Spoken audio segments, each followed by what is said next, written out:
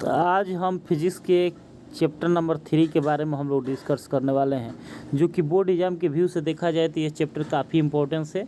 और क्वेश्चन के वेटेज की बात करते हैं तो सबसे अधिक क्वेश्चंस इस चैप्टर से पूछे जाते हैं, जो कि है करंट इलेक्ट्रिसिटी।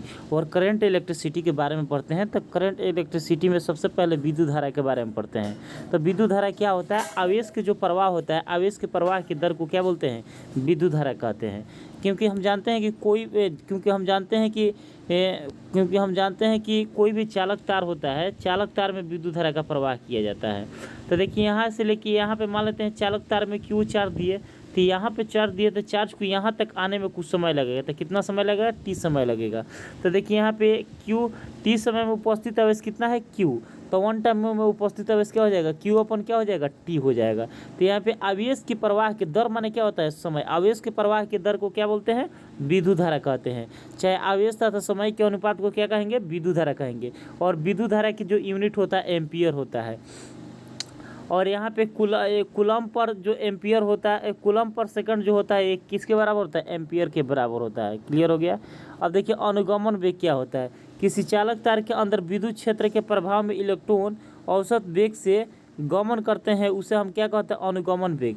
यानी कहने का सेंस यह है कि कोई भी चालक तार है और उस चालक तार में जो इलेक्ट्रॉन होते हैं अपने लंबाई की दिशा में चारों दिशाओं में गति करने लगते हैं, तब उस वेग को क्या बोलते हैं?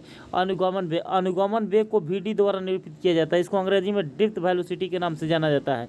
और इसका सूत्र होता है, इसका ये सही मात्रक होता है मीटर प्रति सेकंड होता है। और इसका जो सूत्र होता है आई बराबर NEA/VD होता है। ठीक है।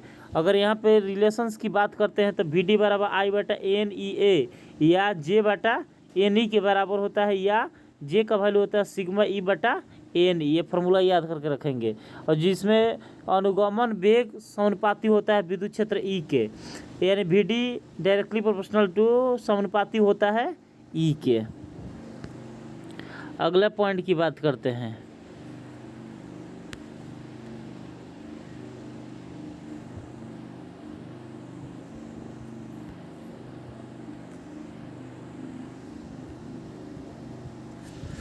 अब देखिए, चुंबकीय फ्लक्स का सूत्र होता है फाई से सूचित करते हैं, फाई बराबर BA cos थीटा होता है। याद करके रखेंगे, चुंबकीय फ्लक्स का सूत्र होता है BA cos थीटा होता है। कुंडली में प्रेरित विद्युत वाहक बल का सूत्र होता है -N d फाई बटा क्या होता है? DT के बराबर होता है। गतिशील चालक में विद्युत वाहक बल का सूत्र होता है E बराबर VI, या फाई बराबर क्या होता है? LI होता है। याद करके रखेंगे, खाली फार्मूला आप लोग कमांड कर लीजिएगा। बोर्ड एग्जाम की जो राहें होगी वो काफ़ी आसान हो जाएगी मेरे प्यारे दोस्तों। तो आप लोग फार्मूला जास्ती करके कमांड करने का प्रयास कीजिएगा।